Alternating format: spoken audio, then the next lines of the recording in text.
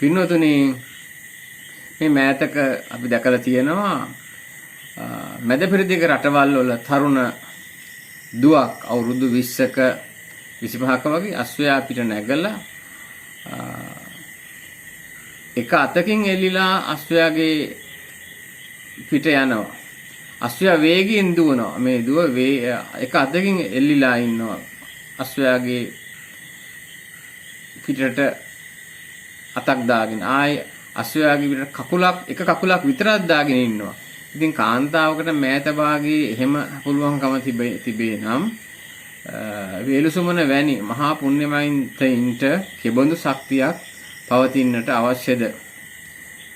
පින්වතුනි මේ වේලුසුමනගේ ක්‍රියාකලාපය පිළිබඳව හැකියාව පිළිබඳව දැනගෙන ඒ අශ්වාරෝහක එම නිවසේ පින්වතුන් සහ ඥාතීන් අසල්වාසීන් එකතු වෙලා මේ වේලුසුමන මහා පුණ්‍යවන්ත කායික ශක්තිය ඇති සෙන්පතියා කාවන්තිස්ස රජුරෝ ගාවට එක්කගෙන යනවා. කාවන්තිස්ස රජුරෝ ගාවට එක්කගෙන යනවා විතරක් නෙවෙයි රජුරවන්ට කහවණු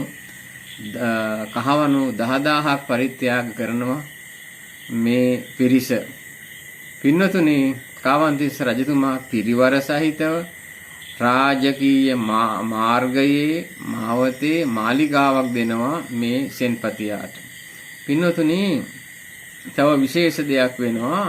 ඒ තමයි විහාර මහා දේවියට දොළදුකක් උපදිනවා. විහාර මහා දේවියට අවශ්‍ය වෙනවා එලාර රජුරුවන්ගේ ප්‍රධාන ඇමතියාගේ හිස කැපූ කඩුව හොදලා ඒ සේදු ජලයෙන් වතුර බොන්න අවශ්‍යතාවයක් දොළදුකක් උපදිනවා. ඊට පස්සේදී තිසාවෙන් වතුර බොන්න අවශ්‍ය වෙනවා.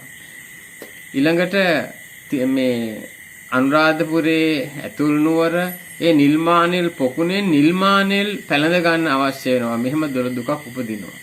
පින්වතුනි මේ වේලුසුමන කොච්චර බුද්ධිමත්ද කොච්චර කැපකිරීම කරාද කොයිතරම් කාය බලයක් තිබුණු පුද්ගලයෙක්ද කියලා තේරුම් ගන්න මේ කාරණාවෙන් හිතා ගන්න පුළුවන්. රුහුණේ ඉඳලා තිස්සමහාරාමේ ඉඳලා වේලුසුමන එනවා මහියංගනය මාර්ගයෙන් අනුරාධපුරයට ඇවිල්ලා එලාල රජුගේ කණ්ඩායම සමග එකතු වෙනවා. එලාර රජුරුවන්ගේ අශ්වාරෝහක කණ්ඩායමේ ප්‍රධානත්වය ලබා දෙනවා වේලුසුමනට. ඊට පස්සේදී තොරතුරු හොයාගෙන විශ්වාසය දිනාගෙන එලාර රජුගේ හා මැති ඇමතුරුන්ගේ තොරතුරු මනාවකට දැනගෙන වේලුසුමන කාලයක් මෙහෙම ඉඳලා දවසක් තිසාවෙන් වතුර කලයක් අරගෙන ඈත සුදුසු ස්ථානයක සංගවා තබනවා. නිල්මානෙල් පොකුණෙන් නිල්මානෙල් තොගයක් කඩලා ඒ නිසි තැනක තබනවා. ඊට පස්සේ රජමාලිගාව ආසන්නයට ඇවිල්ලා මැති ඇමතිවරු එලාරගේ සේනාවට ප්‍රකාශ කරනවා මම රුහුණේ කාවන්තිස්ස රජුරුවන්ගේ වේලුසුමන යෝධයා බලට පුළුවන් නම් මාව අල්ලගනින්නලා කියලා ප්‍රකාශ කරා. එහෙම ප්‍රකාශ කරාට පස්සේදී මේක රජුරුවන්ට දැනගන්න ලැබුණා. රජුරුවෝ විස්මයට කම්පාවටපත් වුණා. බයටපත් වුණා. ඊට පස්සේදී රජුරුවෝ පින්වතුනි කතා කරා නන්ද සාරථී කියන ඇමතිවරයාට. නන්ද සාරථී කියන මේ පුද්ගලයාට කතා කරලා වේලුසුමන අල්ලාගෙන එන්න කියලා කියනවා. ඊට පස්සේදී වේල් දේව කියලා කියන්නේ එලාර රජුරුවන්ගේ ප්‍රධාන සෙන්පතියා. මොහුගේ හිස කැපූ කඩුවෙන් මේ කඩුව හේදලා ඒ ජලය තමයි අවශ්‍ය වුනේ. ඊට පස්සේ වේල් දේව ඇතුළු පිරිස අසුන් පිට නැගලා වේගයෙන් ලුහු බැඳ එනවා. මේ අතර වේලුසුමන සෙන්පතියා අසුපිට නැගලා වේගයෙන් ගමන් කරනවා. පින්වතුනි රණ මද්දව කියන අශ්වයා තමයි එලාරගේ අශ්වාරෝහක ඒ කණ්ඩායමේ හිටිය ප්‍රධාන අශ්වයා. ඒ රණ මද්දව කියන අශ්වයා අරගෙන තමයි වේලුසුමන පලා යන්නේ. මේ පලා යෑම උපක්‍රමයක්. මොකද්ද උපක්‍රමේ? ප්‍රධාන සෙන්පතියා වේල්දේව අල්ලා ගන්න තමයි මේ උපක්‍රමය. බුද්ධිමත්, කාර්යශූර, ඊටාම රටකට වැදගත් සෙන්පතියෙක් තමයි මේ කියන වේලුසුමන. ඉතින් උපක්‍රමයේ තමයි වේලුසුමන වේගයෙන් යනවා වැලි පොළවේ දූවිලි අවුස්සාගෙන. වේල්දේව ඇතුළු පිරිස ආයුධ අරගෙන අසුපිටින් පස්සෙන් පන්නනවා. මේක යුද උපක්‍රමයක්. මොකක්ද අර වර්තමානයේ දුම් බෝම්බ ගහන වගේ කාර්යයක්. වේලුසුමන දූවිලි අවුස්සගෙන යනකොට ඉදිරියෙන් යන ඒ දූවිලි ප්‍රවාහය නිසා වේල්දේව ඇතුළු එලාරගේ පිරිසට ඉස්සරහා ඉන්නේ කවුද කියලා පේන්නේ නැහැ. ඈතට යම් ප්‍රමාණයක් ගිහිල්ලා වේලුසුමන අසුගෙන් බිමට බැහැලා පාරේ අයිනට වෙලා කඩුවේ මුවහත හරහට තියාගෙන ඉන්නවා. අසුපිටින් වේගයෙන් එන වේල්දේවගේ බෙල්ල කැපිලා ඔළුව බිමට වැටෙනවා. මෙන්න මේක තමයි යුද උපක්‍රමය වුණේ. මේක නුවණැති ක්‍රියාවක්. සත්ව ඝාතනය, පුද්ගල ඝාතනය අගය කිරීමක් කරනවා නෙවෙයි. මේ විදියට තමයි ශාසනය ආරක්ෂා කරගත්තේ. මෙහෙම ශාසනය ආරක්ෂා කරපු නිසා තමයි අද බුද්ධ ශාසනය ලංකාවේ පවතින්නේ.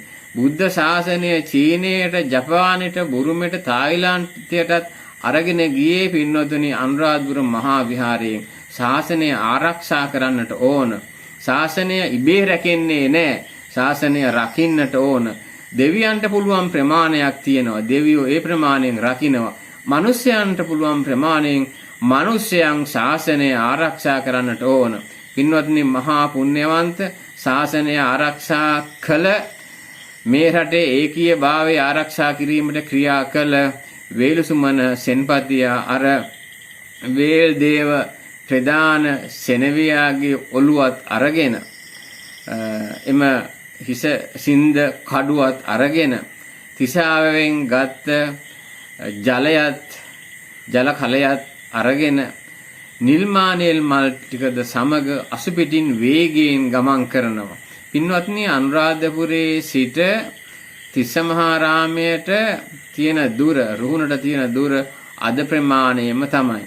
සමහර විට මාර්ගවල වෙනසක් තියෙන්නේ නැති. මාර්ග සමහර විට අදට වඩා දුෂ්කරව තියෙන්නටත් ඇති. නමුත් අනුරාධපුරයේ සිට තිස්සමහාරාමයට ගල් ඇතුරු මාර්ගයක් තිබුණා. එහෙම දියුණු සමාජ ක්‍රමයක් මේ රටේ එදා තිබුණා. පින්වතුනි මේ නිල්මානෙල් මල් ටික පරවෙන්න ඉස්සෙල්ලා පැලඳ ගැනීම විහාර මහා දේවියගේ 12ක් වුණා.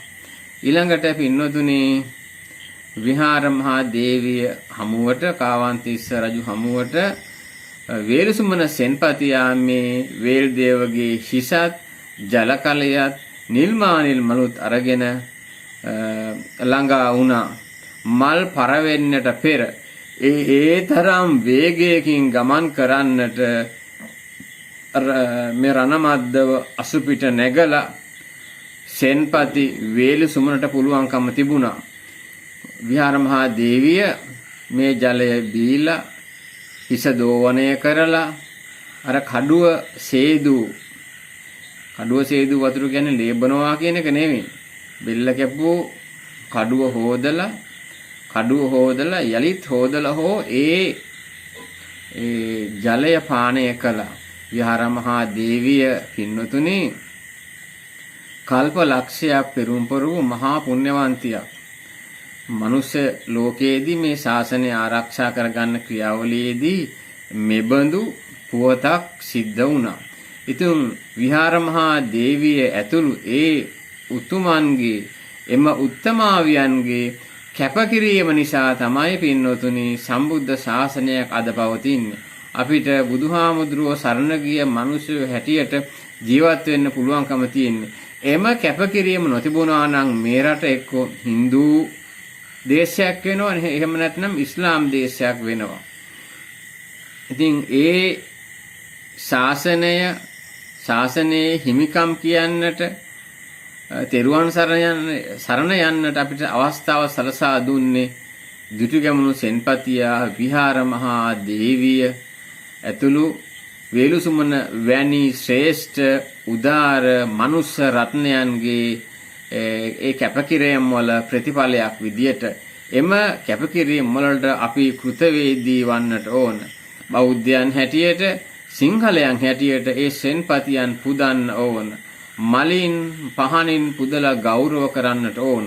වීරයෝ ඉන්න සමාජයක් තමයි ශක්තිමත් වෙන්නේ, පවතින්නේ, බබලන්නේ පින්වතුනි. ප්‍රංශය, ඉතාලිය, බෙල්ජියම, චීනය, ජපානය, ඉන්දියාව ආදී රටවල් වලට වීරයෝ සිහි කරනවා. වීරයෝ ගීතිකා කියලා ගෞරව කරනවා. වීරයන්ට මල් පුදලා ගෞරව කරනවා. එසේ ගෞරව කළ යුතු වීරයෝ තමයි පින්වත්නි මේ රට ආරක්ෂා කිරීමට ජීවිතය පරිත්‍යාග කළ වේලුසුමන වැනි, දුටුගැමුණු රජතුමා වැනි සෙන්පතියෝ කියලා කියන්නේ. ඉතින් මේ දොළදුක සංසිඳීමේ ක්‍රියාවලියට මහා නුවණින් යුක්තව කාය බලය පාවිච්චි කරලා ස්ථානෝචිත ප්‍රඥාවෙන් වැඩ කළ මහා පුරුෂයෙක් තමයි කවුද? වේලුසුමන කියලා කියන්නේ. ඉතින් වේලුසුමන සෙන්පතියා පින්වත්නි බුද්ධි බලකායේ වගේම අස්වාරෝහක ක්‍රියාවලියේ අති සූර වීරයෙක් වුණා. විජිතපුර සටනේදී වේලුසුමන ඒ මාර්ගවල ගමන් කරේ කොහොමද? ගිනි පෙනෙල්ලක් කරකවන විට ඒ රවුමක් හිටින්නාසේ වේගයෙන් ගමන් කරලා සතුරන් පරාජය කරා, සතුරන් නැසුවා. එහෙම කරලා තමයි පින්නතුනි බුද්ධ ශාසනය අපිට අදහන්නට, පිළිපදින්නට අවස්ථාව සලසා දුන්නේ. ඉරානය, ඉරාකය, බංග්ලාදේශය, පාකිස්තානය, ඉන්දියාව, ඉන්දුනීසියාව, මාලදිවයින, මැලේසියාව, සිංගප්පූරු ආදී සියලු රටවල් අතීතයේ පින්නතුනි බෞද්ධ රටවල්.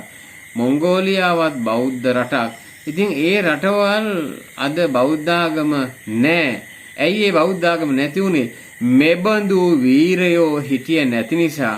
වීරයෝ හිටියේ නැති නිසා ආගම ඒ රටවල් වලින් දුරස් වෙලා වෙනත් ආගම් ආධිපත්‍ය දරාගත්තා පින්වතුනි. ඉතින් ඒ නිසා වේලුසුමන සෙන්පතියා මහා පුණ්‍යවන්තයෙක් පින්වතුනි. රුහුණේ දෙකුන්දර වැව, රුහුණේ දෙකුන්දර කියන වැව බ්‍රාහ්මී ලෙන්ලිපියේ වේලුසුමන පිළිබඳව සඳහන් වෙනවා පින්වතුනි.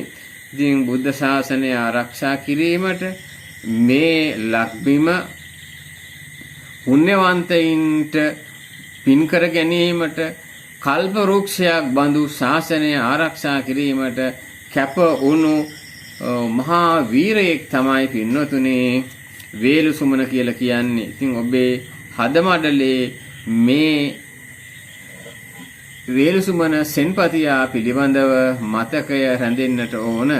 බුද්ධ ශාසනයක කාශ්‍යප බුදුරජාන් වහන්සේගේ ශාසනයේ පින් කරලා දන් දීලා තමයි මෙබඳු කාය බලයක් ඇතුව උපදින්නට පුළුවන්කම ලැබුණේ. පින්වත් ඔබ සැමට තෙරුවන් සරණයි.